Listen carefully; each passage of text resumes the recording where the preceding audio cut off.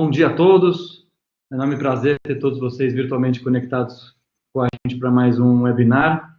Esse webinar é um webinar que acontece no contexto do SER, né, o programa para CEOs da Sampo e da filosofia organizacional. É um esforço conjunto de todo o time da Sampo, com todo o time do Alexandre Fialho, que há 3 anos, né, estamos trabalhando para desenhar, né, sempre soluções para desenvolvimento de CEOs, uma esfera completamente inovadora, surpreendente e talvez longe do tradicional, né? Isso reflete bastante um trabalho do Alexandre Fialho, sem dúvida um dos maiores mentores de CEOs do Brasil, e que, sob certo aspecto, a gente consegue ampliar um pouco de todos esses resultados que o Fialho tem durante seu trabalho até mais amplo, né, como conselheiro, como mentor, para também dentro de um programa educacional, né.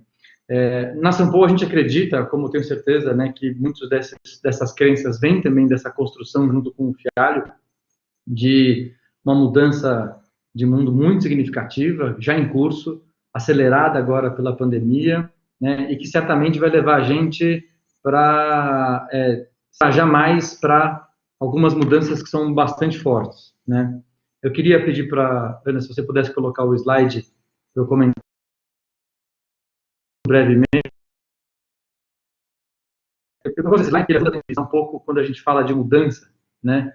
O que a gente quer dizer com isso, né? Tenho certeza que todo mundo sabe que a mudança vem, que a mudança está chegando, tem algumas coisas mais ou menos óbvias que começam a ser coletadas, o digital vai crescer, veio para ficar, vai potencializar, uma questão de cada vez mais a gente ter características digitais em todos os segmentos, isso já foi bastante falado, acho que todo mundo tem certeza. Agora, será que você consegue explicar como é que são essas mudanças, de onde vêm essas mudanças, o que muda com todas essas mudanças, né?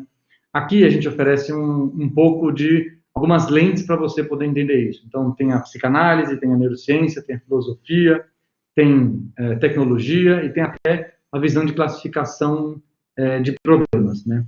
No SER, né, no nosso programa aqui de CEOs, basicamente, a gente tem 3 pilares muito fortes, que é a filosofia, a neurociência e a psicanálise, né?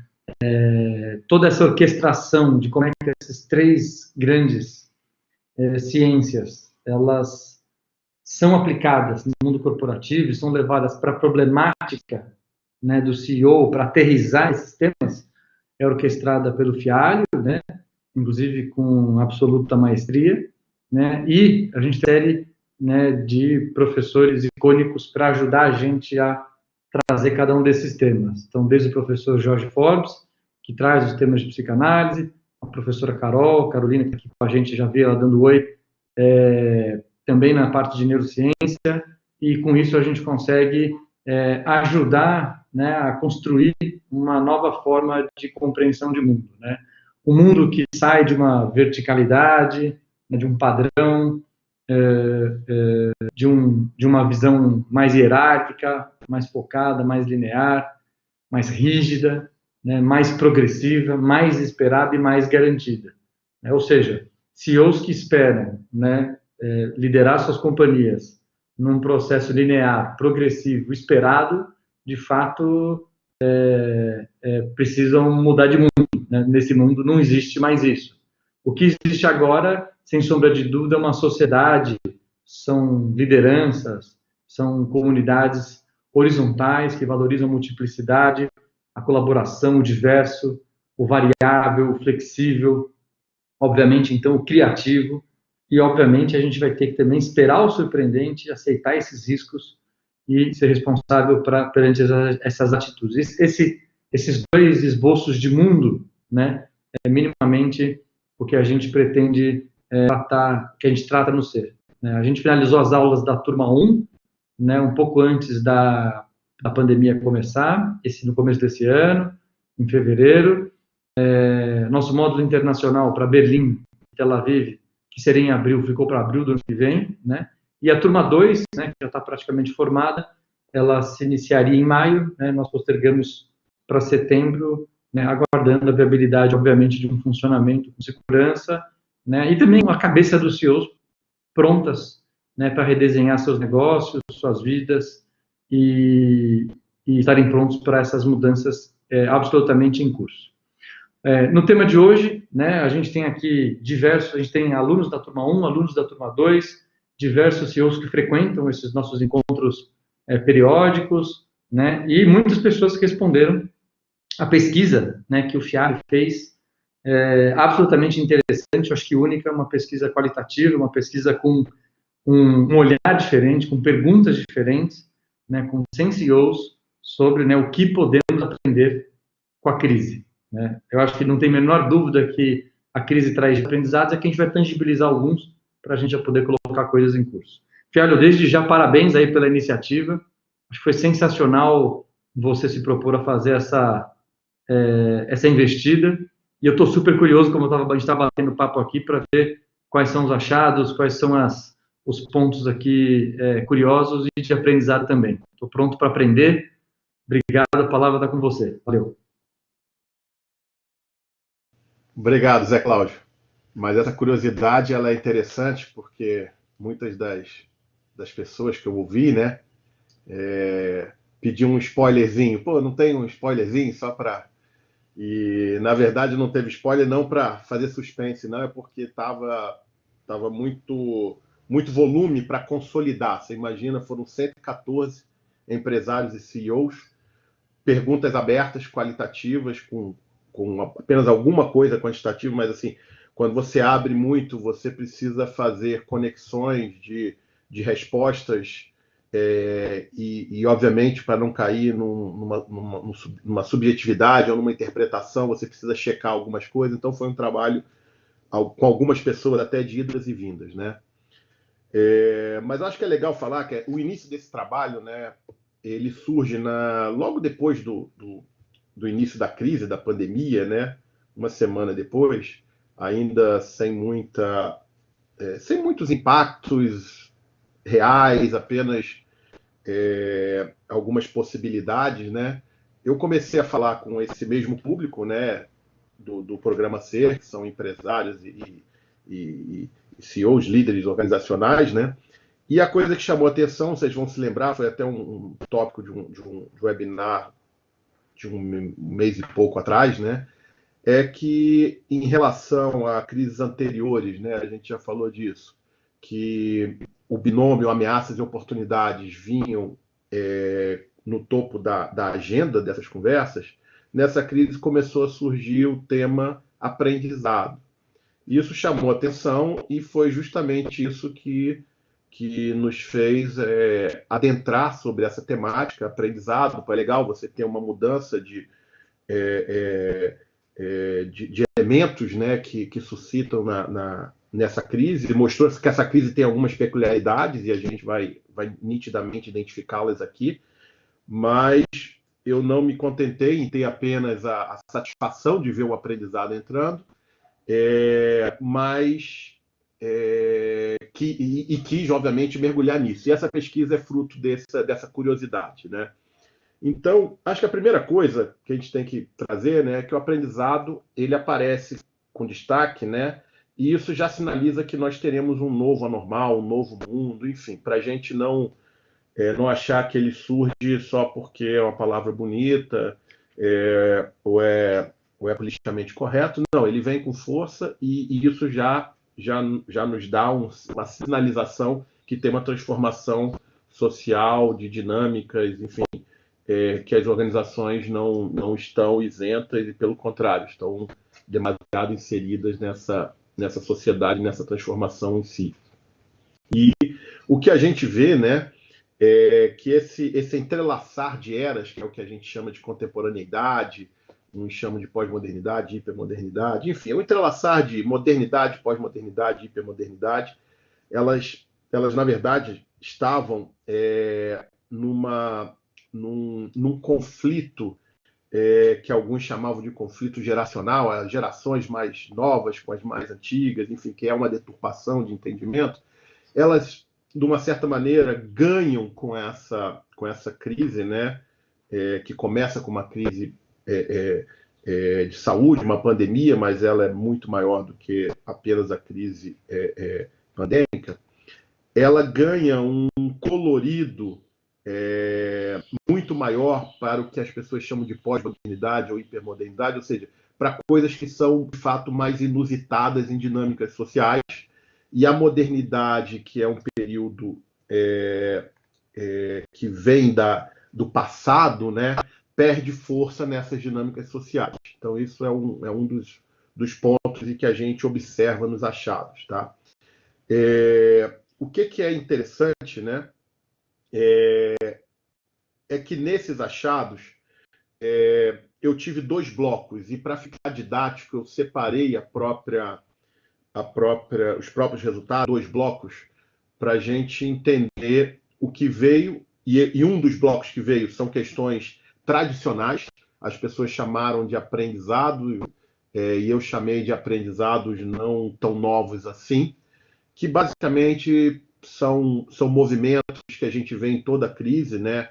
O back to base, back to basics, enfim, são aprendizados, né, que vêm numa toada, né, de olhar coisas mais simples, mais básicas. Eu diria o seguinte: é um retorno ao que Maslow, pirâmide de Maslow, tem na sua base da pirâmide. Então, muitas empresas retornam para essas questões mais básicas, tá? E também para questões mais fortes do ponto de vista de receita, resultado operacional, caixa, dívida e capex. Isso é mais do que natural, né? Porque a gente está falando de uma crise econômica profunda, intensa, e é normal que essas coisas aparecessem. Porém, elas não apareceram em tanto volume, mas apareceram com força em alguns pontos, e eu resolvi destacar elas desse primeiro bloco.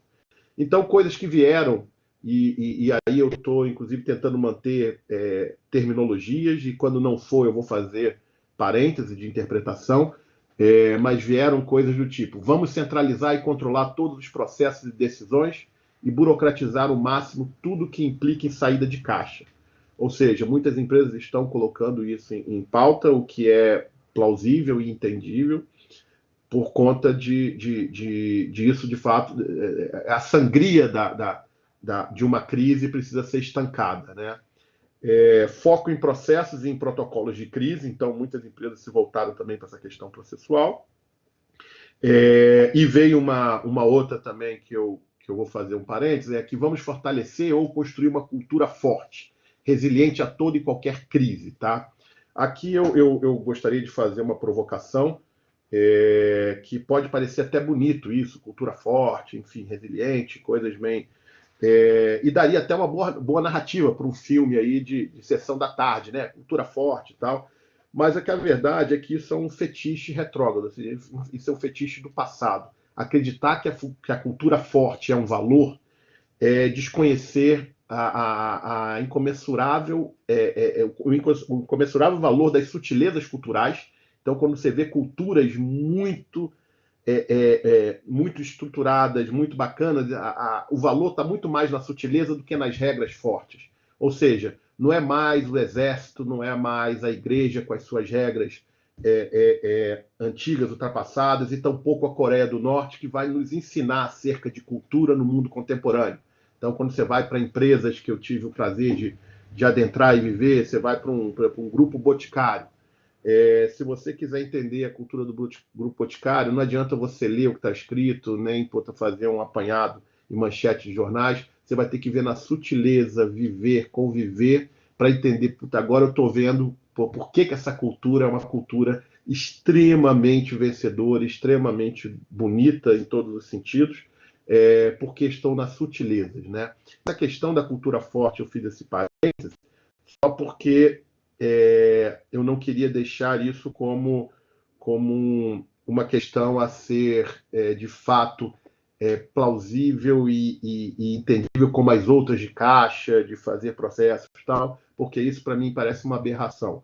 Eu não vou entrar muito nisso, porque falar de cultura seriam alguns webinars, mas eu queria deixar o recado que, para quem acha que ainda cultura forte é um bom exemplo, eu diria, tomem cuidado, porque, inclusive, a gente vê mundo afora que quem tenta manter muita padronização, o que é chamado de máquina de moer carne, em geral, colhe carne podre e não carne nobre e saborosa. Enfim, e aí, mesmo entendendo, e aí eu já quero fazer a transição para o segundo bloco. Então, esse primeiro bloco, como eu falei, são back moves, ou seja, back to base, back to base. Alguns trouxeram cash is king, ou seja, o valor do caixa, enfim, tudo isso é muito, muito, muito relevante, né? Mas a coisa que chamou a atenção que eu vou chamar, não é pleonasmo, novos aprendizados, porque eu considerei o primeiro bloco aprendizados até tradicionais de outras crises, não vejo muita diferença, a não ser na profundidade da crise que a gente enfrenta hoje, de nenhum elemento que veio no primeiro bloco em relação a outras crises. Esse bloco agora, de fato, vai trazer, né, traz elementos de reflexão, porque há uma questão insólita aí nesse bloco acerca de aprendizados, né? Mas antes de entrar, e didaticamente isso vai me ajudar, eu vou fazer 4 constatações, ou seja, ao fazer essas 4 constatações, isso me ajuda a adentrar no bloco em si, que eu dividi em 5 grandes temáticas, esse segundo bloco. Mas essas constatações vão, inclusive, fazer com que a gente tenha um melhor entendimento, inclusive, do porquê dessa junção, dessa consolidação em 5 grandes blocos, né? A primeira constatação nessas conversas foi que modelos tradicionais ficaram mais vulneráveis, tá? Nitidamente, modelo de negócio tradicional sofreu bem mais com a crise do que modelos que já estavam mais avançados na transformação digital, ou mesmo em dinâmicas mais contemporâneas. Então, vou pegar um tipo: varejos que estavam em dinâmicas mais tradicionais sofreram muito mais do que varejos que já tinham algum movimento para dinâmicas mais atuais. Isso ficou muito nítido, foi muito claro nas conversas e nas entrevistas. De fato, essa crise ela penalizou um tradicionalismo mais do que beneficiou essa força da tradição, essa força dos modelos tradicionais, que em outras crises sempre a gente viu o contrário. Coisas tradicionais, a tradição acabava tendo um valor bem maior para o enfrentar da crise, né? Nessa não. Inclusive modelo de valor, de financiamento, de alavancagem, ou seja, a gente também constatou, né, por exemplo, que empresas de capital aberto, por exemplo, sofreram muito mais pressão do que outras empresas, tá? Então mostra também que a própria dinâmica de resultado por quarter, essa coisa de muito curto prazismo, obviamente impossível ter respostas contundentes, ter certezas diante de uma crise. Então, como lidar com uma pressão tradicional de uma empresa de capital aberto vis-à-vis essa incerteza que reina sobre o mundo inteiro, não é só sobre as empresas brasileiras, né? E outra coisa também é o modelo operacional tradicional. Os modelos operacionais tradicionais tiveram grande dificuldade a se adaptar a esse novo, tá? Então, quanto mais funcional e processual, na verdade, mais engessado estava para poder fazer adaptações, ou seja, foi muito difícil para empresas que tinham processos muito rígidos conseguir trabalhar e romper com essa rigidez processual para criar uma flexibilidade diante da crise, inclusive em coisas mais básicas, como reestruturação de equipe, reformulação de blocos de trabalho, tudo que foi muito, muito comum nesse primeiro estágio da crise, né? Modelos centralizados também foram mais prejudicados por causa de letargia para o novo, e, em geral, esses modelos muito centralizados traziam uma confusão muito grande, e isso foi a palavra deles, entre medidas de sobrevivência e de eficiência. Essa coisa ficava embaralhada, ou seja, a eficiência operacional, que de fato era algo presente em modelos processuais, inclusive era o objetivo de modelos processuais muito fortes e modelos centralizados, não necessariamente tinha a sobrevivência garantida. Então ficava uma dualidade que foi difícil de ser vencida entre medidas de sobrevivência e medidas de eficiência. Medidas de eficiência já postas, já comumente presentes nas organizações, mas as de sobrevivência não conseguiam ser colhidas com a mesma rapidez e com a mesma eficiência. A questão da hierarquia e verticalidade, ou seja, comando e controle também, que é natural em crise, você tentar centralizar, puxar e ter uma voz única para tentar, também teve um processo de grande sofrência, porque, em geral, a flexibilização e uma adaptação dessa crise veio muito mais das vozes da base do que da cabeça do topo. E a centralização criou um abismo de visão, de sensibilidade, inclusive de audição, para o que era necessário flexibilizar, e essas empresas sofreram muito. Então, essa é a primeira constatação antes de a gente entrar no bloco. A segunda é que líderes old schools, ou seja, líderes que tinham que têm um perfil nessa linha de comando e controle, nessa linha de centralização, essa linha de verticalidade, ou seja, achar que a soma das partes constrói o todo, tal. Foi muito difícil para esses líderes aprenderem coisas novas, tá? Ao contrário, e a gente vai ver isso, pessoas que se abriram, vieram alguns comentários do tipo: aprender coisas novas é uma delícia. Ao contrário, pessoas mais tradicionais falavam: cara, eu fui para o back to base, eu fui para coisa porque não dá para aprender essas coisas novas. Inclusive, algumas empresas, alguns líderes abandonaram, ao invés de acelerar a transformação digital, porque requereria um CAPEX grande, e ele achava que a sobrevivência era voltar a uma dinâmica do passado, e isso custou muito caro, e aí tentando reverter no meio do caminho, ou seja, criou uma certa ataraxia nessa liderança que eu estou chamando de old school, né? A terceira questão é que empresas sem propósito, mesmo tendo objetivos bem claros, padeceram muito mais dessa pandemia do que empresas com propósito, tá? E até, engraçado, muitas empresas que até não tinham objetivos tão claros, estavam numa estratégia muito mais de crescimento do que de afunilamento estratégico, então era muito dissipado, as pessoas achavam até que a estratégia não estava clara, mas tinha um propósito muito grande, então navegaram melhor. Propósito venceu objetivos nessa crise. E essa é uma tecla que praticamente eu gostei bastante, porque faz parte de uma série de coisas.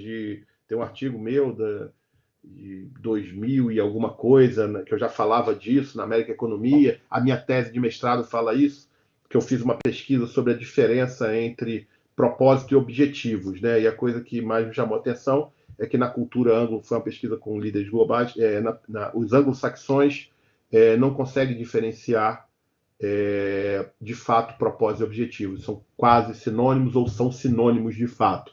E aí algumas outras culturas, mesmo sem conseguirem elaborar precisamente o que é um outro, conseguem trazer o incômodo dessa junção de sinônimo e, pelo contrário, trazem que são coisas diferentes. Eu acho que essa crise ela reforça esse entendimento de que, de fato, propósito e objetivos não são sinônimos.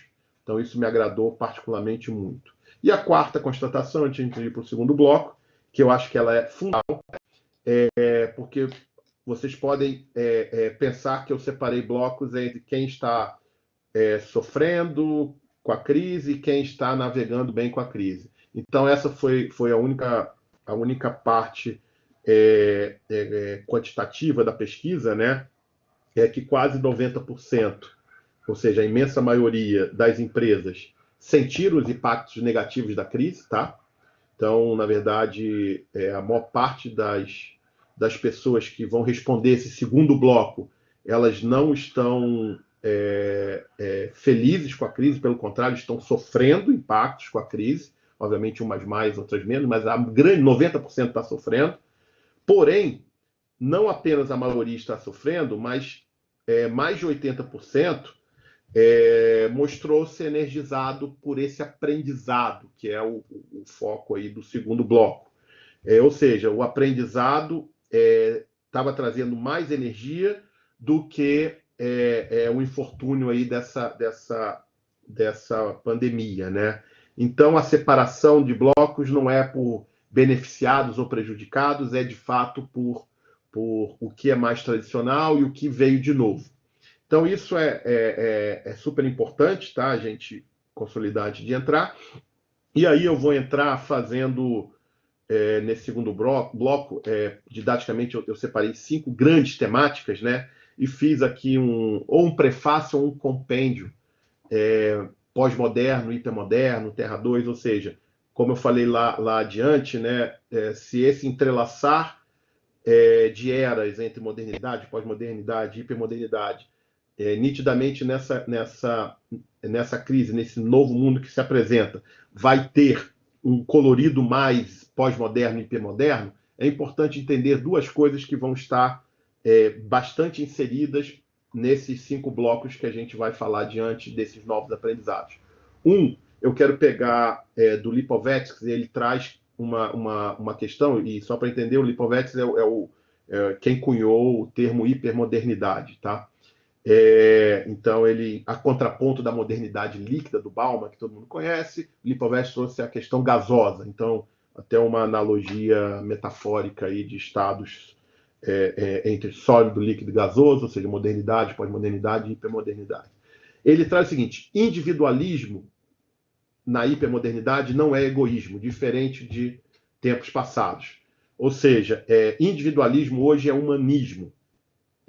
Hoje é liberdade, e para ele a liberdade e o individualismo é condição imperativa para esse mundo gasoso ter essa dimensão do humano valorizada. O que ele quis trazer com isso, bem resumidamente, é que no mundo contemporâneo a pessoa, valorizando a sua própria individualidade, ela também busca a sua liberdade individual. E só a partir dessa premissa que ela vai aceitar, vai entender e vai conviver com a liberdade e a individualidade alheia. Então, diferente de tempos passados, onde a minha individualidade era buscar um padrão social desejado, e por isso eu queria que não apenas eu, mas todos estivessem nesse padrão, então era um esforço de representação existencial, tanto do indivíduo quanto de moralismo para com os demais indivíduos. Isso se dissolve no estado gasoso e se constrói uma sociedade de fato mais humana, porque ao olhar para mim numa perspectiva de liberdade, eu consigo de fato querer, almejar, respeitar a individualidade e a liberdade alheia. Então esse é um prefácio, compêndio importante, e o outro é do Luc Ferry, que a dimensão do sagrado hoje também é humana. Então, o que antigamente as pessoas... Eu falo antigamente, obviamente eu estou falando do mundo ocidental tradicional, a gente ainda tem sociedades que morrem por religião, morrem por ícones, morrem por Estado, enfim, antigamente as pessoas morriam por coisas outras, davam sua vida, a dimensão do sagrado é isso. Hoje as pessoas morrem por dimensões mais humanas. Então, se você perguntar, a cara do sagrado, segundo Luc Ferry, é humana. Então, as pessoas vão tirar muito mais peso dessas questões, a causa comunista, a causa de esquerda, a causa de direita, a causa disso, a causa daquilo, e vão colocar muito mais o rosto, talvez morreria pelo meu filho, pela uma pessoa que eu amo, pela minha família, pelos meus amigos, ou seja, a dimensão do sagrado no mundo contemporâneo ganha essa questão humana. Esse prefácio que eu peguei é importante porque isso vai fazer com que a gente adentre agora nas 5 grandes temáticas desse bloco, tá? E aí eu vou para a primeira já. A primeira é bárbara, porque reforça, inclusive, um dos módulos mais emblemáticos do programa Ser, tá? A brasilidade e a nossa couraça estão fazendo diferença. Inclusive, eu ponho entre aspas, porque foi exatamente esse feedback que eu recebi de um CEO, de um empresário, tá? Então, a brasilidade e nossa couraça estão fazendo diferença. A gente sabe que a brasilidade é um tema que já vem sendo valorado por pensadores estrangeiros mais do que por pensadores brasileiros, principalmente no mundo corporativo, tá? A gente teve desde o Brasil, o País do Futuro, que é um livro da década de 40, de um austríaco, né, o Stefan Zweig, e mais recentemente o Domênico De Masi, baseado nesse livro, traz um livro chamado O Futuro Chegou. Então, o Brasil, o País do Futuro, o Futuro Chegou. Ele dedica um capítulo específico para o Brasil e os demais com toques de brasilidade muito explícitos. Então, essa questão da brasilidade nessa crise parece que está fazendo diferença na visão. Isso foi interessante, porque eu botei entre aspas, porque foi exatamente isso, mas veio de diversos outros CEOs, e era muito interessante que muitos que trabalham em empresas multinacionais, têm papéis regionais ou globais, ou interagem, faziam comparações em relação ao que a operação, ou seja, a estrutura no Brasil como estava lidando, e com outras culturas, outros países. Então foi muito interessante ver esses coloridos, tá? E basicamente o que faz o Brasil navegar com mais propriedade nessa crise, segundo vários desses respondentes, é a questão da pluralidade, um empreendedorismo, uma passionalidade, um amor, realmente uma relação mais profunda com as coisas e não superficial, não objetiva apenas, uma receptividade. Então, se tem pessoas novas, ideias novas, se tem alguma coisa, as pessoas acabam recebendo com mais carinho. E a questão da miscigenação, que é um traço da nossa formação cultural e que agora é um ativo importante, tá? E teve uma outra frase nessa coisa da brasilidade, né? Como um aprendizado, o valor que a brasilidade tem como aprendizado, uma frase que chaveamos de momentos pacíficos para momentos de guerra com bastante desenvoltura e ou experiência. Então é um pouco disso, ou seja, o brasileiro ele consegue fazer movimentos díspares sem criar muitas trade-offs ou dicotomias como outras sociedades criam, né? Então, um pouco disso que a gente tem aí nesse primeiro bloco, tá? Desse primeiro agrupamento desse aprendizado. O segundo é algo que é muito interessante, porque está todo mundo falando, sentindo, mas a coisa que mais me intrigou e me encantou foram coisas absurdamente impensadas e até inimaginadas por mim. E olha que eu já faço home office há uma década, tá? Então eu já tinha uma prática de home office muito intensa. Obviamente agora, não só eu, como todos, isso cresceu absurdamente. Mas a questão que vem aqui são os coloridos, tá? Então, o home office foi um grande aprendizado, tá? Então, teve uma colocação que é bem interessante, que de uma maneira mais... obviamente dá para perceber que é do engenheiro, né? Ele separou que em 3 fases, né? Já estamos em transformação digital e fomos forçados a embarcar no home office. E foram 3 fases. E ele falou, algumas pessoas vão separar em grupos de semanas. Primeira fase é decolar para trabalhar remotamente, ou seja, colocar a organização de fato estruturada para trabalhar remotamente. Então, alguns tiveram que levar estrutura, computadores, enfim, uma série de internet para casa de pessoas. Enfim, cada empresa teve o seu perrengue, né? Para a gente conseguir botar de pé, estruturar basicamente a plataforma de home office. A segunda fase que esse respondente trouxe é a produtividade. Depois de estabelecida, houve uma grande surpresa com a produtividade. Essa produtividade foi não só ela foi gritante já no curto prazo, mas ela foi crescente, ela foi ganhando corpo, ela foi ganhando sustentação ao longo do exercício em prática desse home office. E o terceiro ponto que ele traz é olhar o amanhã com essas novas lentes estruturantes, ou seja, o que ele trouxe também é o fato de ter essa nova dinâmica do home office possibilitou, da perspectiva dele, que as pessoas tivessem uma visão, um olhar adiante muito mais aguçado, muito mais ampliado, por conta de estarem nessa dinâmica de home office, nessa nova maneira de interagir, pensando soluções, produtos, modelos de negócio, whatever it is, numa dinâmica diferente. Então, eu abri esse bloco de home office com essa visão bem estruturada, que ela me pareceu didaticamente perfeita. E agora eu vou trazendo coloridos de outros respondentes, que obviamente são coincidentes, vários adentram nessas palavras, nessas constatações, enfim, são constatações de grande impacto em termos de aprendizado para a maioria dos respondentes. Leveza do trabalho remoto deu a mão para a esperança e criou uma força mobilizadora extraordinária. Isso resumiu bem bastante o que várias pessoas trouxeram em relação ao colorido do home office.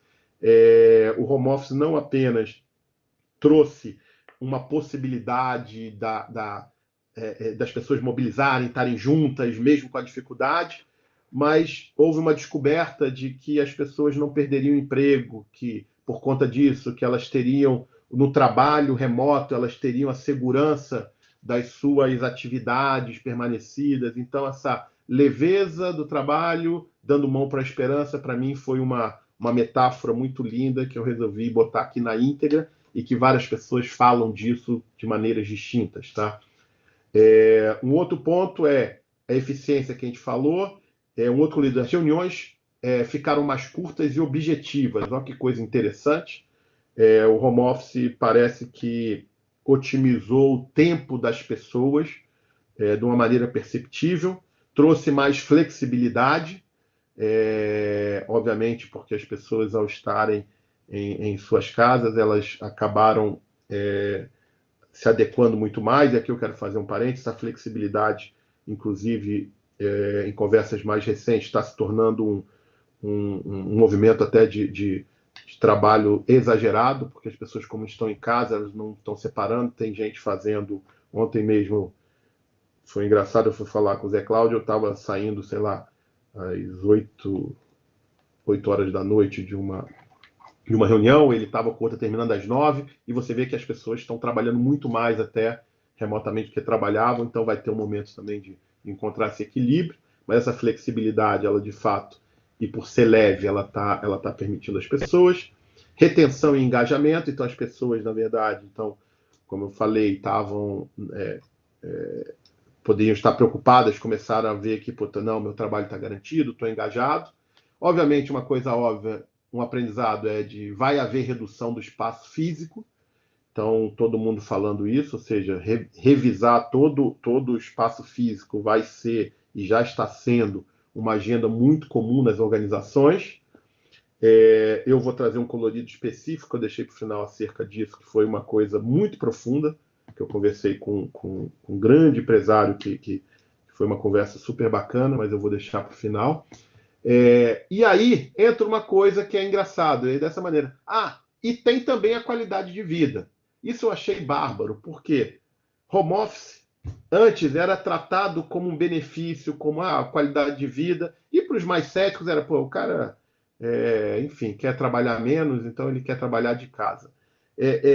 Toda essa carga pejorativa do home office foi ralo abaixo. Tanto que a qualidade de vida veio em última instância, e de fato você começa a ver que ela está sendo, inclusive, está voltando, porque o home office talvez esteja tirando qualidade de vida pelo que as pessoas estão trabalhando muito. Então, desmistificou que home office é sinônimo de qualidade de vida e está muito mais atrelado em flexibilidade, em eficiência, enfim, tudo que a gente falou agora. Um colorido sobre essa questão das reuniões mais objetivas, mais eficientes, tá? O que veio e que me fez entender e enxergar esse aprendizado, né? Um falou, poxa, a maior objetividade é porque tem os fatos e os dados que têm que ser apresentados, eles vêm de uma maneira diferente do contato real. Por quê? Ou nós vemos os slides, ou vemos a pessoa em destaque. Eu não tinha parado para pensar. Então, quando você está vendo os fatos e os dados em destaque, a objetividade é inerente, porque a própria pessoa está lidando com coisas que são muito tangíveis e falam por si mesmo de uma maneira precisa, rápida e direta ao ponto. Então, o que eu chamei a maior objetividade com o que é objetivo. E aí vem uma segunda questão também que é super interessante, que na ausência da presença física, né, as pessoas estão usando muito o imagético, o metafórico, ou seja, já que eu não estou lá para falar, as pessoas estão lançando mão de reflexões, fazendo as pessoas pensarem, criarem imagens ou trazendo metáforas para poderem falar o que a linguagem falada e escrita não dá conta. Isso é muito interessante, a gente estuda bastante isso no programa C, que é essa questão da dimensão não cognitiva do pensar e decidir, né? Porque a linguagem falada e escrita, ela só dialoga com o cognitivo, com essa primeira, com esse bloco anterior que eu falei, que é o objetivo, fatos e dados. Mas nem tudo que você quer colocar se resume aos fatos e os dados. E as pessoas não estando presentes, elas estão tendo mais brilhantismo em falar sobre o que não é tão objetivo assim, que tem uma certa intangibilidade, por estarem lançando mão desse imagético, dessa dinâmica metafórica. O que elas não faziam com a mesma profundidade, com a mesma eficiência anterior, por estarem presentes e uma tentativa de, num body language apenas e na fala e na escrita, tentar passar essa subjetividade. O que eu chamei que maior profundidade para o que é subjetivo. Então, a gente tem um balance que eu acho que é bacanérrimo nessa questão, que vem um colorido muito legal, que é maior objetividade com o que é objetivo e maior profundidade com o que é subjetivo. Então, achei bárbaro esse aprendizado, tá? Outra coisa, está mais fácil falar com as pessoas pela disponibilidade, mas também veio uma questão interessante, tá? É engraçado. E uma pessoa colocou isso e outros falaram com adjetivos diferentes, mas eu peguei um adjetivo que me fez rir e exemplifica muito bem. As pessoas falam assim, está mais fácil falar com as pessoas porque houve uma desintermediação dos leões de chácara, que são as assistentes, as secretárias, ou seja, as pessoas não estão mais precisando, para falar com João, Maria, Antônio, passar por suas secretárias, está direto. Então as relações estão mais diretas. Essa desintermediação está sendo vista como um aprendizado. Não sei se as pessoas vão voltar a operar com aquelas... beleza, vou pedir minha secretária para marcar. Fala com a minha secretária, eu não sei o que, fala. Ou seja, isso cai por água abaixo, a dinâmica que anteriormente era tão comum, né? Então as pessoas estão gostando e estão vivendo isso como um novo aprendizado. Essa questão do virtual tem sido, obviamente, depressiva para alguns, né? Mas há um aprendizado nítido, uma mensagem seguinte: não vai ser só remoto, mas não vai voltar a ser o que era estritamente presencial. Eu não sei o que vai ser, como é que vai ser essa composição, mas tem, de fato, um aprendizado com isso, que quando voltar, as pessoas não vão voltar a operar da mesma maneira que elas operavam, tá? Então, a mescla, as novas dinâmicas ainda estão muito incertas, mas a única certeza é que não vai ser como era e tampouco vai ser só virtual. Vai ter um blend aí, cada um dentro da sua possibilidade, concepção e interesse. Uma outra coisa, tá? É uma questão que eu não tinha parado para pensar, mas faz todo sentido. Criou-se intimidade, várias pessoas falando, poxa, No presencial a gente tem uma intimidade, mas no virtual trouxe uma outra intimidade. Você entra na casa das pessoas, né? Então a intimidade não tem a ver apenas com contato físico, com olho no olho. Tem outras coisas também. A virtualidade tem um aspecto de intimidade que a gente está vivenciando. Alguns falam, pessoas que eu convivo há 10 anos, eu vim a descobrir coisas acerca da vida dela. A pessoa trabalha comigo 10 anos do meu lado, eu vim descobrir por conta da virtualidade desse home office. Então, do tipo, né? Primeiro, quando a gente está dentro de casa, né? A gente tem eventos, pessoas não controladas, filhos, nossos pets, vizinhos, etc. Então, tem de tudo que acontece numa dinâmica que acaba abrindo um canal de curiosidade, de diálogo com as pessoas. Então, esse é um ponto importante. As pessoas enxergam detalhes que colorem a identidade. Então, você vai ver um negócio de decoração, um livro, um objeto, a própria vestimenta. Ou seja, traz uma intimidade que abre um diálogo novo nas relações das pessoas. Então, isso me chamou muito a atenção, esse aprendizado, porque eu confesso que eu achava que a intimidade estava estritamente conectada com a questão das relações presenciais, e descobri que na própria home office, na própria virtualidade, tem aspectos também de intimidade que a gente começou a valorar e considerar. Outra coisa, né, que me chamou a atenção, tá? Que vários CEOs, empresários, quando você fala, cara, no presencial, eu não vi algumas pessoas se posicionando como elas estão fazendo agora no virtual do home office. Melhorou demais o posicionamento dessas pessoas, desses executivos que ficavam mais escondidos ou mais calados, né? E legal também que fala, e engraçado que também calou adequadamente os vocalmente dominantes. Tem pessoas que se apaixonam tanto pela própria voz que não conseguem falar pouco e não deixam os outros falarem. Então esse equilíbrio parece que foi um equilíbrio conseguido nesse home office, que eu também não tinha parado para pensar, mas está sendo muito apreciado e é um grande aprendizado que está trazendo, tá? Então é uma questão de protagonismo mais partilhado. Então a gente está tendo de fato a pluralidade exercida na dinâmica das equipes, tá? E por último, desse home office, eu falei lá na frente que eu ia deixar um colorido sobre essa questão de expansão física, rever, mas tem uma coisa que eu amei e não pelo aprendizado em si, porque muitas pessoas vão tentar ou ter a tentação de relacionar aprendizado com respostas. Aqui é uma pergunta aberta, muito profunda, e que de fato é uma conversa que eu estou. E isso cresceu tanto, porque ao escutar comecei a dividir. Eu estou hoje com três projetos de advisory como conselheiro, refletindo acerca disso. Não apenas acerca disso, mas isso se tornou muito gritante para alguns líderes, e 3 tão gritantes que eles já botaram na pauta hoje como reflexão para o mundo novo, né? Que é o seguinte: o que será o escritório agora? Por que cancelar a expansão física, rever budget de áreas, reduzir? Isso está sendo relativamente fácil, porque é uma decisão mais objetiva de que não precisamos gastar tanto, até porque as pessoas vão ficar mais em casa. Então tem uma relocação aí de CAPEX importante. Mas o que temos que repensar agora, saber o que será o espaço físico?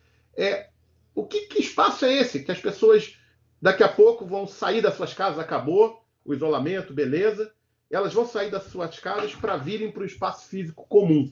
E esse espaço físico comum vai ser o tradicional? Não pode ser, porque senão elas não vão sair felizes. Elas não vão manter a produtividade saindo de uma dinâmica que está sendo super produtiva para vir para algo que estava pensado, que estava projetado para o mundo anterior. O mundo mudou. Então, essa reflexão, né, é uma nova estruturação, um novo pensar, né, do que vai ser essas dinâmicas coletivas, que ambiente essas dinâmicas coletivas do novo mundo vai de fato acolher? Então, é de fato uma pergunta que me trouxe bastante entusiasmo, intriga, porque são alguns líderes, e esse em particular, que trouxe, né, está debruçado sobre ela de uma maneira que me chamou a atenção. Ele tem toda razão. Porque se a gente achar que essas pessoas vão sair da produtividade de casa e voltar para a mesma dinâmica do comum, e é só um blend, é só reduzir, está tudo errado. Tem que repensar. Aí, e uns foram claros, e não é não é olhar só, porque também as empresas de tecnologia inovaram com ambiente cool, decoração, mesa de ping-pong, sinuca, um bar, não é isso só não.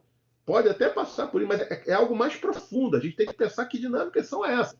Como é que vai ser esse novo ambiente da coletividade? Então, isso me chamou bastante atenção. Foi um dos pontos aí que eu deixei para o final desse bloco 2, né? Que é o home office, para colocar. Então, eu vou para o bloco 3 do aprendizado, que é novo e melhor mundo à frente, mesmo que mais desafiador. Um ode ao humanismo, uma reverência. Comecemos, então, pelo agrupamento acerca desse humanismo, né? Eu estou juntando aqui um novo e melhor mundo com uma reverência ao humanismo no mesmo bloco, porque, na verdade, o que sustenta, por isso que eu agrupei, uma perspectiva de que esse mundo que tem à frente, novo, é melhor na cabeça das pessoas, obviamente, vem do humanismo. Mas também vem de uma questão que é retórica, ou seja, o Jorge Paulo Lemann já falava isso, né? Eu não conheço um pessimista bem-sucedido. Então, obviamente, se eu fui falar com CEOs empresários que são pessoas extremamente destacadas pelo seu sucesso, ou seja, pessoas bem-sucedidas, obviamente eu não poderia esperar também um pessimismo desse mundo à frente. Mas eu não queria ficar apenas nessa retórica e também trouxe aspectos de humanismo que as pessoas trouxeram que encorpam e robustecem esse terceiro bloco desse novo mundo e melhor. Então, ajuda, compaixão, olhar para o lado, solidariedade, interesse genuíno, como o outro está, colaboração, empatia, são todas palavras que vieram em grande volume. Então, isso mostra, de fato, uma dimensão humana super, super rica, que tem a ver com aquele prefácio, o compêndio que eu falei lá, do próprio Luc Ferry lá, e do Lipovetsky lá no início, né? Uma coisa interessante, tá? Que eu gostei demais disso. Empresas grandes empresários, grandes executivos de sucesso se achavam foda. E aí a prova de nossa vulnerabilidade. Uma porrada de humildade na cara. Exatamente como eu recebi, eu coloquei aqui. Por que isso chamou atenção? Esse é um grande empresário e também um cara impressionante, e ele trouxe isso falando de si mesmo, não só dos outros. Falou dos outros, falou, cara, tá uma porrada na cara. Quem acha que aquela velha retórica de too big to fail, né, não sei o que, cara, esquece. Esquece que o mundo mudou, inclusive, por aí. E a questão seguinte, aí o que eu gostei é o seguinte, a nossa vulnerabilidade. A vulnerabilidade como um elemento consciente da existência tem tudo a ver com a nossa incompletude, tem tudo a ver com o mundo contemporâneo, tem tudo a ver com a imperfeição do humano, que sai do medievo sendo pecador e imperfeito e entra para o mundo da racionalidade, como se a perfeição fosse possível através da razão, e se depara com essa impossibilidade hoje, e ao ver essa vulnerabilidade se torna mais humano. Então esse caminho da vulnerabilidade, da percepção, ele é um caminho humano, demasiado humano. Isso eu adorei. Nada é mais prioritário que a vida, então isso tem sido uma coisa muito bacana também. Solidariedade é mais importante que responsabilidade. Eu gostei dessa dimensão do humanismo aí que vem. Conectividade, conexão, carinho, apreço e apego não tem relação com presença física apenas. A gente já falou um pouco disso do home office, mas veio uma questão humana. Ou seja, as pessoas estão se conectando, estão tendo carinho, estão tendo apego com outros, independente de não estarem fisicamente conectadas. E aí um também que eu trago na íntegra, Covid-19 não é um vírus tão mortal quanto a nossa fragilidade social. Adorei isso também, trouxe na íntegra e traz, de fato, essa dimensão do humanismo. E aí outras questões que têm a ver com esse novo e melhor mundo, que passam pelo humanismo, mas transpassam também para outros, né? Esse repensar profundo, um reinventar de si mesmo, das suas organizações, que cisnes negros existem, não são folclore, isso é uma outra coisa importante. Então, a serenidade, saber mais as intuições e sinais do que seguir planos e processos. Então, é muito interessante, porque no primeiro bloco a gente vê uma reação ao back to base, to basics, ou seja, esses back moves, é muito forte. Aqui já traz uma questão seguinte: poxa, não dá para ficar seguindo o plano porque o contexto mudou, enfim, não tem cenário, o mundo é de certezas, e nessa crise absurdamente incerto. Poxa, ouvir a intuição e sinais vão nos dar mais assertividade do que seguir aquele plano que já caducou. Então, achei isso muito, muito interessante. Eu também trouxe na íntegra uma coisa que me chamou a atenção: fim dos idiotas que ainda pensam em proibir o Uber, atravancar a nova economia. Vimos quanto a tecnologia é importante e salutar.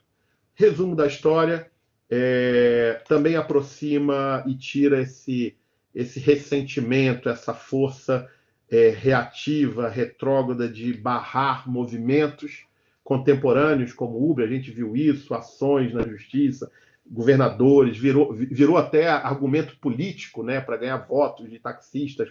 Ou seja, não vamos nem entrar se o que é, como deve ser. O fato é o seguinte: não dá para barrar essa onda tecnológica, essa transformação digital.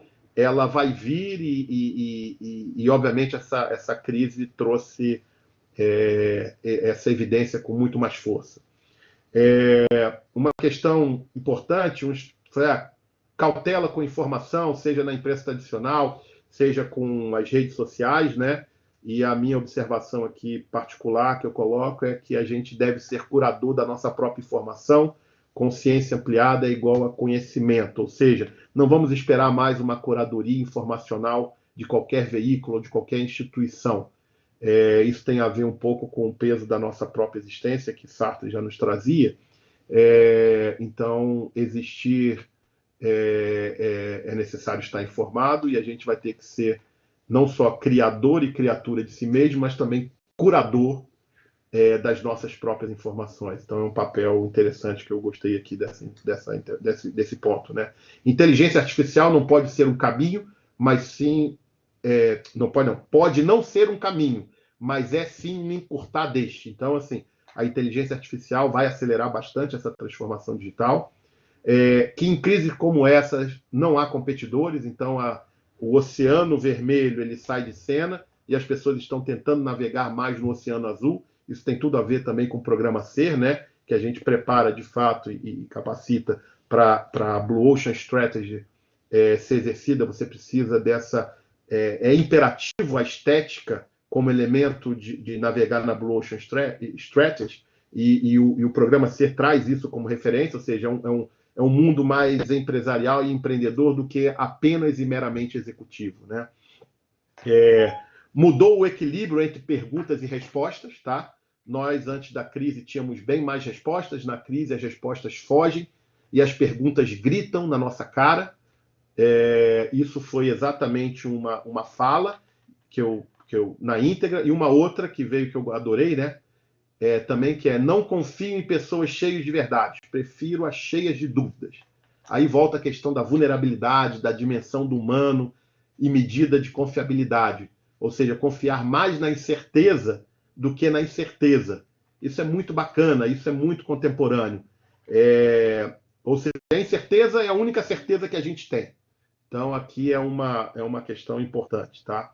Muito mais ex do que os operando nesse momento. Então, essa é a questão. E aqui, indo para a penúltima, antes de ir para a última, que são os novos perfis de liderança. Transparência, genuinidade, positividade genuína, diante de muitas dúvidas e incertezas. Ou seja, de novo, essa imperfeição e completude aqui, né, das incertezas, mas a transparência, a genuinidade, ela ganha valor. E aí tem tudo a ver com o próprio nome SER, né? Ou seja, o SER é uma crítica à representação antiga dos líderes no palco corporativo, ou seja, o genuíno, o autêntico, que é uma característica contemporânea, uma característica que a gente aborda muito no Ser, um novo valor da liderança, ela vem aqui enfaticamente trazida por grande maioria dos respondentes. Vários líderes inspiradores, calmos, sinceros e humanos, então começaram a ver pessoas com esses atributos ligados ao aspecto de inspiração, isso é muito legal também. Resiliência no curto prazo e criatividade para a vida, então isso veio muito legal, a criatividade tomando bastante força aí nessa reflexão do novo. Uma coisa que veio também, eu estou na íntegra, que é bem legal, né? Que essa nova geração de líderes talentosos, né? Que são os unicórnios, essas startups, né? Não estão sabendo pilotar bem na ausência do modelo / contexto de abundância. Ou seja, ao acabar esse modelo de abundância, alguns líderes que vinham brilhantemente fazendo seus unicórnios estão tendo que buscar apoio de alguns líderes com mais bagagem, com um pouco mais de miscigenação, com um pouco mais de brasilidade, e essa miscigenação também geracional. Eu achei muito bacana, porque, na verdade, muito do que eu via nas unicórnios era um copy and paste do Vale do Silício, até a maneira de falar, e isso, de uma certa maneira, me trazia algum desconforto. E quando você vê essa crise também atingindo eles, e eles de maneira humilde, vulnerável, tentando buscar experiência para fazer esse balance, me agradou muito.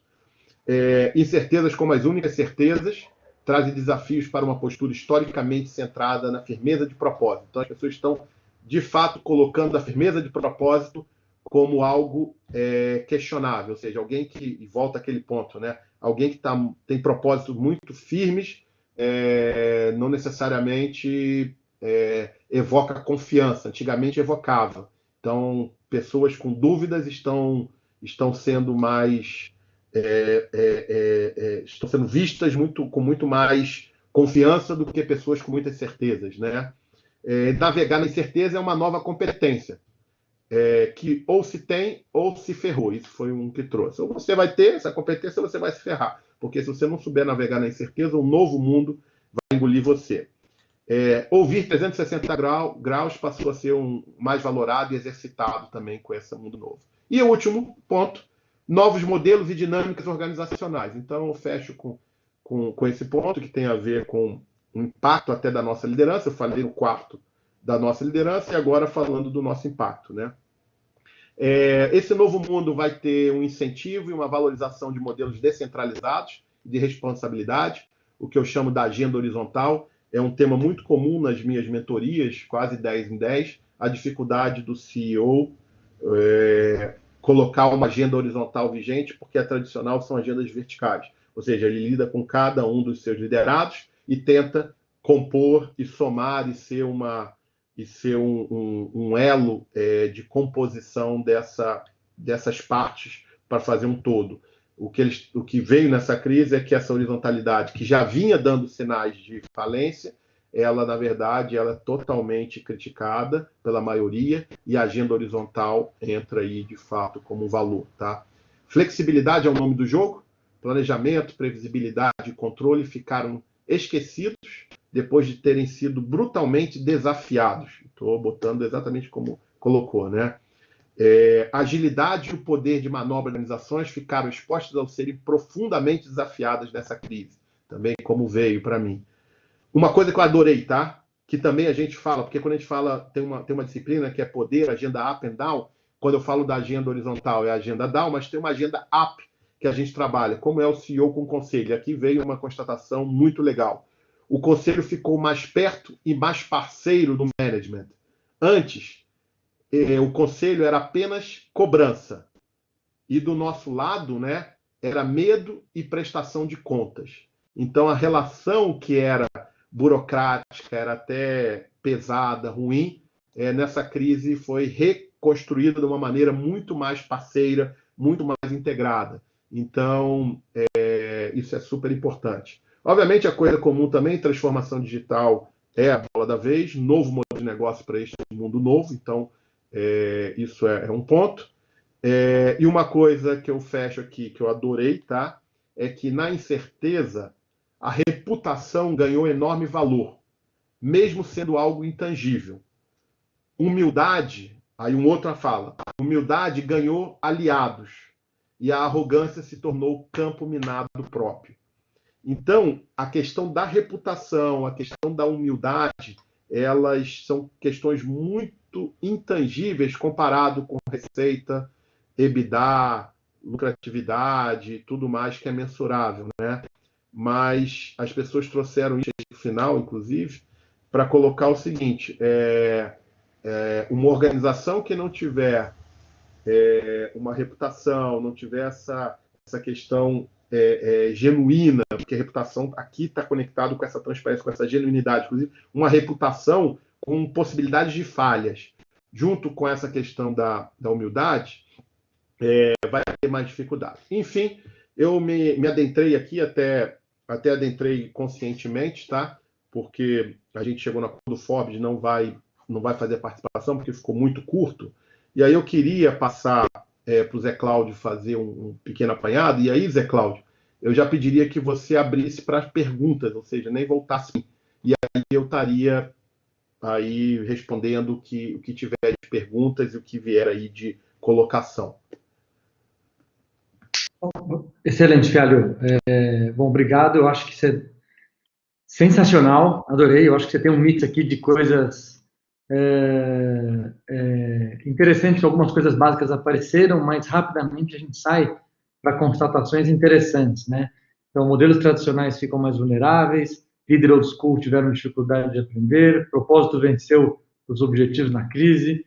Embora todo mundo, quase 90%, sentiu efeitos da crise, o aprendizado traz energia para enfrentar esse momento. Então, essas são constatações fortes. Os aprendizados foram muito interessantes. Brasilidade, que é algo que você tem explorado bastante, né, em diversas experiências, né, gastronômicas,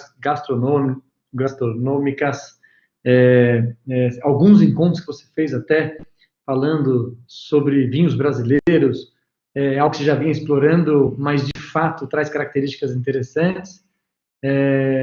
Um melhor mundo pela frente que valoriza o humano, isso é muito interessante. Eu acho que isso combina com as características de brasilidade também. Novo perfil de liderança que surge justamente pelos elementos que a gente comenta agora, e óbvio que se tem novos líderes, vai ter novos modelos e novas dinâmicas organizacionais, né? Eu queria colocar a primeira, eu vou abrir a pergunta fazendo a primeira muito rápida, Fialho, e aí dá tempo para quem quiser fazer perguntas, só ou levanta o bracinho aqui, nesse símbolozinho que tem mãozinha para cima, ou coloca uma mensagem aqui no chat avisando que quer fazer pergunta, a gente abre câmera e microfone para todo mundo participar, até porque o objetivo de ter um grupo pequeno é justamente a gente poder fazer dessa forma, né? Mas, Fialho, eu queria perguntar sobre brasilidade, né? O que mais te surpreendeu nas respostas que você teve com relação às pessoas capturarem ou não capturarem a brasilidade? Quer dizer, como é que está o termômetro dos entrevistados com relação a valorizar a brasilidade? O que mais te surpreendeu com relação a esse tema? Não, boa pergunta, Securato. Eu vou tentar ser bem sucinto, porque esse é um tema que eu amo e adoro, enfim. E a gente tem trabalhado ele bem, mas se eu puder resumir, a gente viu que grande parte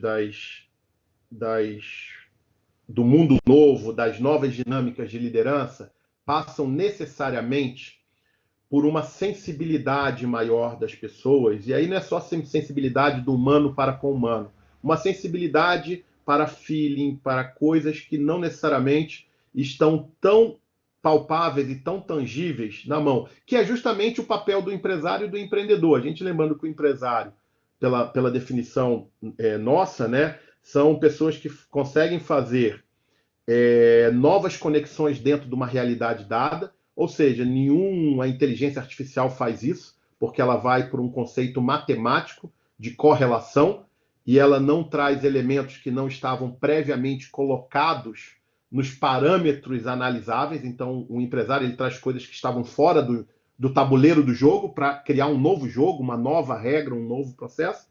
E o empreendedor é um passo mais ousado ainda, que é de romper com a realidade. E tudo isso tem a ver com essa estética, e não com a questão do cognitivo, tem a ver com o não cognitivo da neurociência.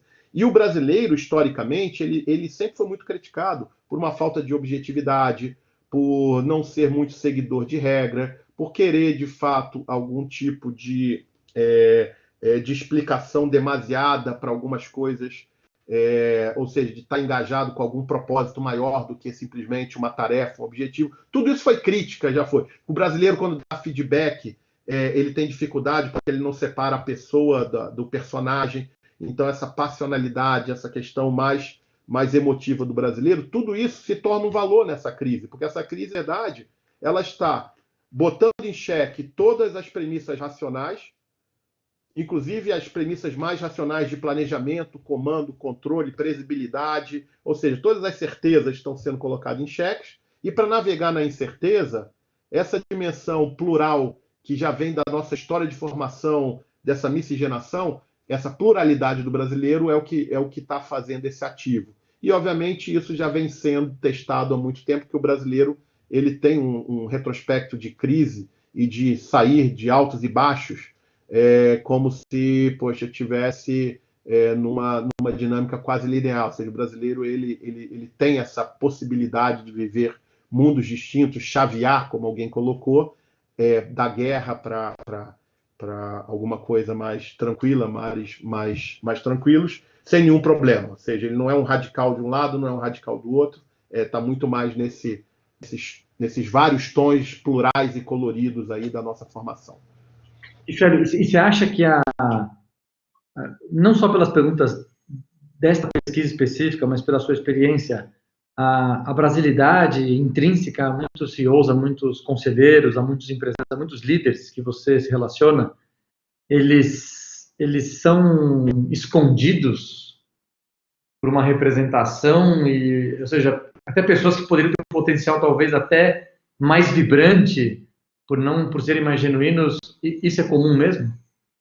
É comum porque a herança da ciência da administração é puritana, né? A gente sabe que toda a ciência da administração ela vem de base, vem de uma base anglo-saxã, puritana, onde o representar o seu papel social tem mais valor do que o seu. Quer dizer, a pessoa, o genuíno, transparente, ele não é o virtuoso puritano. A gente está falando de temas que são contemporâneos. Porque o virtuoso puritano é quem representa os seus papéis de maneira mais sociais, mais conectados com a demanda da sociedade, e não se permite ser. Inclusive, o puritano, ao inibir os seus desejos, inibir as suas paixões, ele se torna mais virtuoso ainda. E não existe ninguém genuíno e transparente sem botar para fora as suas emoções, inclusive as suas mazelas.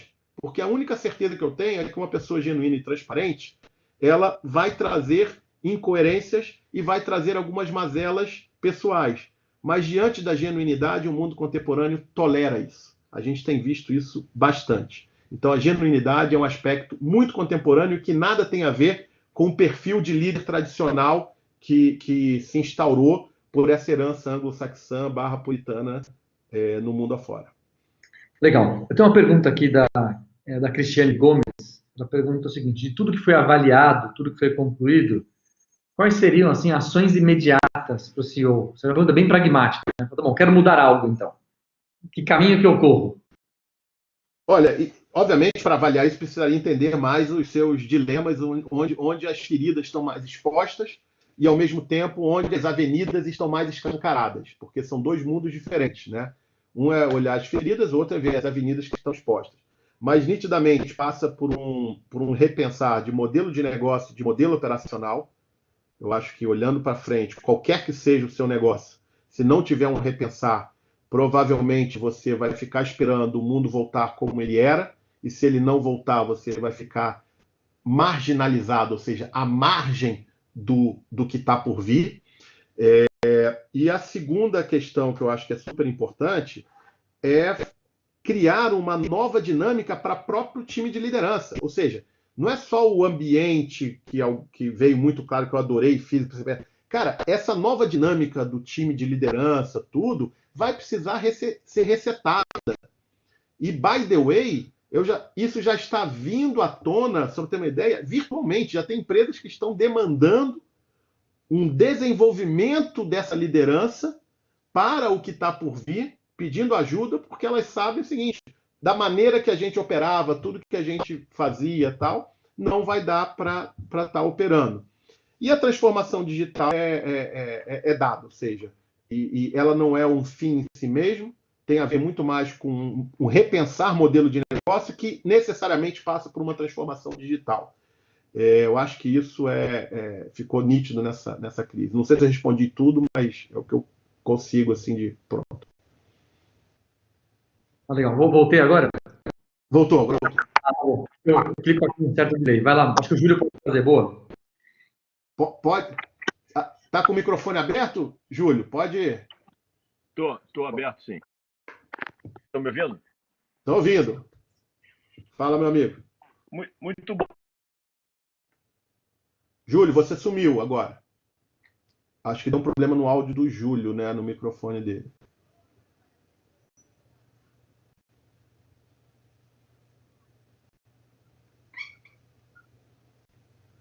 Opa. O Júlio Pino está reconectando. Ele deve ter perdido a conexão.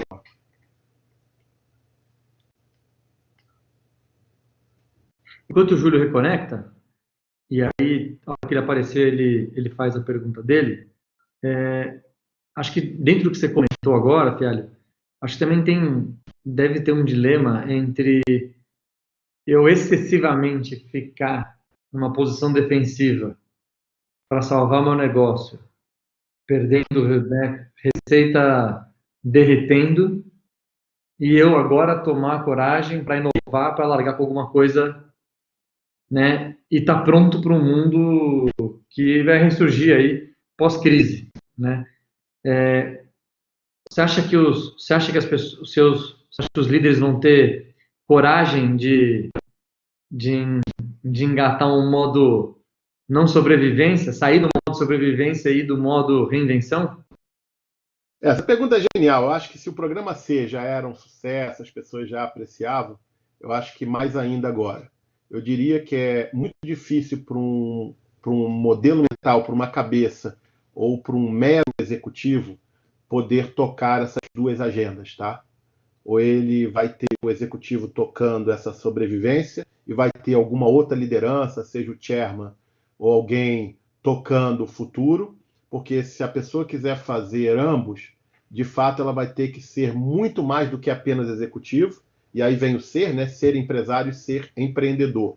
Ou seja, eu acho que ela vai ter que navegar necessariamente por esses caminhos, e a única maneira de você sair dessa dicotomia, porque não é uma linha reta, ou seja, você não constrói o futuro a partir do presente.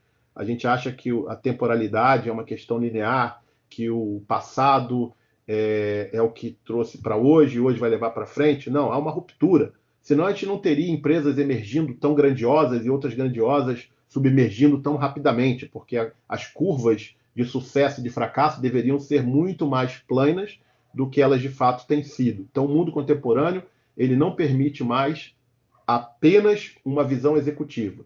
Se vai ser na mesma pessoa, ótimo, o programa ser é ótimo. Se essa pessoa vai querer ficar restrita apenas ao mundo executivo, delegue isso para uma outra liderança tocar o futuro. Legal. Tem uma pergunta aqui do Flávio Silva. Vamos no Júlio aqui, só antes que ele levantou a mão. Acho que ele voltou. Então tá bom. Júlio? Eu voltei. Tá ouvindo? Legal.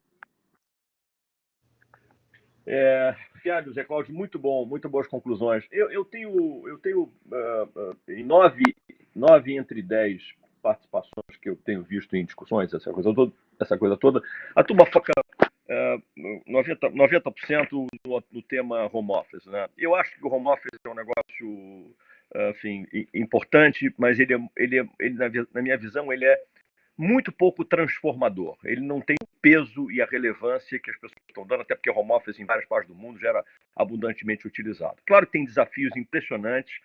Acho que o maior desafio é conseguir transportar para um ambiente físico, ou seja, conseguir o blend positivo de transportar as experiências positivas do home office para dentro dos ambientes físicos, e isso virar um diferencial competitivo. Ou seja, quem não tiver isso, essa forma de transportar a felicidade do home office para dentro do ambiente físico, vai ter um hard time. Mas acho que a discussão central, sempre por trás dessa crise, é que nunca foi colocado tão à prova a capacidade das pessoas pensarem rapidamente nos processos de identificação de oportunidades. Ou seja, a palavra oportunidade, ela me vem todo dia. No nosso caso, especificamente, e não foi premeditado, a gente já tinha iniciado o processo de aquisição de empresas há 6 meses, 5 meses atrás, e nos últimos 15 dias a gente concluiu, fizemos 3 closes, 3 aquisições de empresas anticíclicas. Não é porque a gente aproveitou uma oportunidade, não é verdade, a gente já vinha negociado. Agora, a gente continuou enxergando oportunidade nessas aquisições, que são companhias que sinalizaram um estágio super anticíclico e que a gente concluiu praticamente nas mesmas condições negociadas há 6 meses atrás. Mas eu vejo muita incapacidade das empresas, de uma forma geral, de engajar suas equipes numa outra visão, num outro mindset orientado à identificação de oportunidades. Como é que você vê isso, Thiago? Não, boa pergunta, tá? Isso tem tudo a ver com o que eu falei dessa agenda empresarial e empreendedora, porque eu acho que está implícito, e eu tô fazendo uma inferência, depois você confirma, de que quando você fala dessas oportunidades, elas não são um mero analytics do as-is. Ou seja, não é um stretching the plan, ou seja, não é pegar todo o planejamento que tinha e tentar apenas acelerar ou pensar, ou seja, é uma ruptura de fato. Ou seja, então está muito mais em repensar o modelo de negócio do que aprimorar o planejamento estratégico. Confere, Júlia, é isso mesmo? 100% de acordo. É exatamente isso. A forma de pensar novo também parece óbvia. Muito pouca gente sabe fazer, porque falta metodologia, falta um arcabouço. Exatamente. Falta parceria, falta engajar pessoas. As respostas estão dentro de casa e as pessoas não estavam necessariamente engajadas num pensamento de dono, num pensamento do novo. Isso é muito difícil de fazer. Parece fácil falar, mas é muito difícil de fazer. Tenho certeza que você deve ajudar a gente a chegar lá. Você disse tudo. Parece óbvio e fácil, mas não é. Inclusive, só para dar um spoiler, né? Eu entro agora, na sequência, num workshop virtual para repensar modelo de negócio, modelo operacional. Vai ser a primeira experiência virtual disso.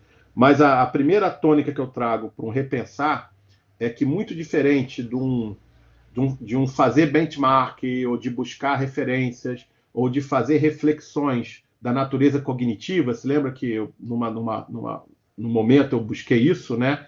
A gente, quando pensar no modelo de negócio, o primeiro movimento é pensá-lo de maneira não verbal e não escrita. Só que o mundo corporativo não sabe como fazer um pensar novo sem começar por um pensamento já condicionado na racionalidade. E condicionar o pensamento na racionalidade é ancorá-lo em premissas já conhecidas do passado, ou seja, nada de novo. Então tem metodologias, tem técnicas sim, tá, Júlio? Mas parece óbvio, e você trouxe bem, não é nada fácil de pensar o novo, porque as dinâmicas e a própria questão metodológica é completamente diferente do tradicional. Grande pergunta. Tem a do Flávio, né? Eu estou vendo aqui. Tem a do Flávio e tem a do José Bosco também, que levantou a mão. A gente pode escolher qualquer um para começar. Tá, do Flávio, eu achei bárbara, tá, Flávio? Eu acho que você trouxe o grande ponto, né? Beleza, vamos fazer isso, a geração de líderes e tal, mas a gente precisa botar quem está abaixo, de fato, nessa mesma toada do amanhã, tá? Minha experiência, o mais difícil não é engajar o middle, é engajar o topo. Incrível que pareça. Por quê? O topo, existem agendas ocultas e dinâmicas tácitas que dificultam muito o topo da organização abrir o kimono e, de fato, adentrar por essa aventura de uma construção horizontal. Então, eu diria o seguinte, a principal ponte para engajar o middle management é, de fato, o topo fazer a sua própria transformação. E aí convidá-los de maneira genuína para essa agenda. Porque não adianta convidar o middle para entrar numa agenda, sendo que vocês não estão nessa agenda. Ou seja, eles não vão ter ressonância, eles não vão ter, de fato, espaço para exercer se não tiver primeiro setado no topo. Não é uma perspectiva hierárquica, é uma perspectiva simplesmente de criar espaço para o middle. E esse espaço do middle, ele só é de fato criado na amplitude se os top leaders de fato adentrarem de maneira genuína nessa agenda. Então essa para mim é o segredo da ponte. E vamos para a última aqui do José Bosco. Isso. Legal, vocês estão me ouvindo? Sim, ouvindo bem. Ok, obrigado aí, Fialho, muito interessante aí o teu resumo. E a minha questão tem, assim, quando eu penso nessa crise, né, vem muito a imagem da morte, né? E aí eu não estou falando daquela que a gente vê na televisão, né, a questão mais cruel da pandemia, mas da morte do antigo e a vinda do novo, né, que tem muito a ver com o que você falou, aprendizados, etc. E é muito natural, nesses momentos de tensão, né, de ruptura, uma grande resistência do status quo, né, e a gente vê esse movimento, só ligar a televisão e ver questões até políticas, extremismo, etc., e uma tentação muito grande de se proteger o modelo atual, né, e as coisas que estão lá, que precisam ser renovadas, uma resistência muito grande, e até tem a ver com o teu comentário, né, do top management, não querer mudar, não querer abrir mão, etc. Como é que você vê a movimentação dessas tensões, né, desde um aspecto interno até externos maiores, forças maiores, como é que você acha que isso vai se desdobrar, se vai aumentar realmente essa tensão, se vai ter que ter uma ruptura muito grande, ou se as coisas vão se acomodar? Fala um pouco sobre isso, e se você percebeu alguma coisa nas tuas conversas aí. Não, eu acho que tem rupturas e tem mortes, tá? E eu vou usar o seu termo morte, né? A primeira morte claramente anunciada é que as dinâmicas precisam ser repensadas. E repensar a dinâmica não é tão fácil e óbvio. Então a gente, quando faz isso, né, a gente faz numa premissa inclusive de exposição dessas lideranças como indivíduo e como efetivo partícipe dessa agenda horizontal. E nesse processo, de fato, pode haver mortes de pessoas. Pode ter gente que não queira jogar essa nova dinâmica. Pode ter gente que queira ficar ainda no mundo vertical. E talvez eles encontrem espaço em algumas ações e não vão encontrar em outras. Então, eu confesso que algumas organizações, algumas pessoas e algumas dinâmicas, de fato, vão padecer sim, tá? Não é um caminho fácil, não é um caminho que todos vão querer adentrar, mas o fato é que se o CEO tomar para si essa responsabilidade, é um caminho sem volta. E esse caminho sem volta certamente vai ser o enterro, aí, o falecimento de dinâmicas antigas e também de algumas pessoas que não queiram jogar esse jogo. Não sei se eu fui preciso, João Bosco. José Bosco. Perfeito, eu acho que é isso mesmo. Acho que a gente vai ter que tomar uma decisão, né, se a gente renasce, né, morre e renasce, ou se a gente só morre e fica no Mas purgatório.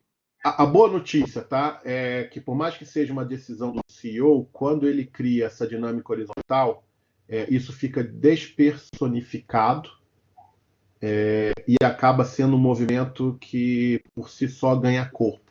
Então, também não é um peso que vai recair apenas naquela solidão do poder que geralmente os CEOs têm, mas vai ser um movimento que vai ser despersonificado. Então, tem um lado bom desse processo, José Bosco, que é diferente dos outros processos anteriores, porque na verticalidade você não consegue tirar a representação do indivíduo, porque existem certamente um ponto focal. Quando você gera um movimento horizontal, você não tem um ponto focal personificado, você tem uma coletividade. Então, é um pouco mais, no mínimo, um pouco mais agradável, vamos dizer. Eu diria o seguinte, que é um processo libertador, né? Que você tira o peso todo de uma única pessoa e você compartilha essa missão, e assim, não fica o CEO como um hub, né? Que tudo tem que passar e ter o ponto de conexão. Então, você cria mais nós de redes aí ao longo da organização, e isso tira um peso, um burden gigantesco que a gente carrega nas costas. Eu acho que tem mais benefícios do que qualquer tipo de perda. Por isso que a disciplina do C chama poder, agenda up and down. Essas três coisas estão entrelaçadas. Perfeito. Obrigado. Legal, Fialho. Bom, acho que a gente já chegou, já são 9h35. Acho que a gente conseguiu cumprir o papel. Fialho, eu quero agradecer e parabenizar pelo trabalho. Super interessante. A gente está agora decupando tudo isso, né, Fialho, para transformar isso em um paper, num artigo, e a gente envia isso aqui para vocês oportunamente. Acho que tem aqui consolidações super importantes. Então, e fica aqui o convite para quem não conhece ainda. Sei que tem muitos alunos da turma 1 já e da turma 2. A turma 2 está aberta, né, para quem quiser conhecer. Acho que vale a pena bater um papo individual com o Fialho, enfim, detalhar e ver que acho que é uma grande oportunidade, né? Para quem quiser conhecer outros programas da Sampo para o time de forma geral, a gente tem um conjunto de cursos que a gente chama de programas de alto impacto, né? High Impact Programs, que são justamente voltados para isso, né? Tem o C, que é absolutamente para CEOs, a gente tem alguns conselheiros, tem alguns grandes empresários que são CEOs dos seus próprios negócios também. Esse é o tom da turma, uma turma muito plural, uma turma muito forte. A gente tem junto com a Chaos Pilot, que chama Riding Through Chaos, que é como pilotar no caos, né? Um programa que conversa totalmente com essa lógica. Ele é um programa mais amplo para C-Level de forma geral, para líderes middle management mais altos. Muito legal que a gente está fazendo agora com o professor Jorge Forbes, como viver em Terra 2, para falar dessas questões de modernidade e pós-modernidade. Tem para quem quiser ver a questão de liderança, Leading Digital Reinvention, como se organizar para liderar a transformação digital junto com a IBM. Né? Tem de estratégia disruptiva com o professor Clayton Christensen, né? A versão online desse programa, junto com o Harvard Business School online. Ou seja, tem diversos programas aqui para a gente fazer, né? Tudo isso capitaneado aqui pelo programa C, que eu acho que quem abre esse conjunto de inovações. Então, Fialho, foi demais, parabéns. Obrigado, pessoal, pelas perguntas. Obrigado por estarem aqui com a gente. Obrigado aos respondentes, né, pela paciência e dedicação deles. Passo para você aí, para você dar também um tchau final para a turma aqui. Não, só agradecer, foi prazeroso e foi um aprendizado para mim, ou seja, muitos dos coloridos que vieram não estavam presentes em mim antes do processo, então eu me senti aí honrado de poder mergulhar nisso. E obrigado mais uma vez, até a próxima. Valeu. Obrigado aí, pessoal. Valeu.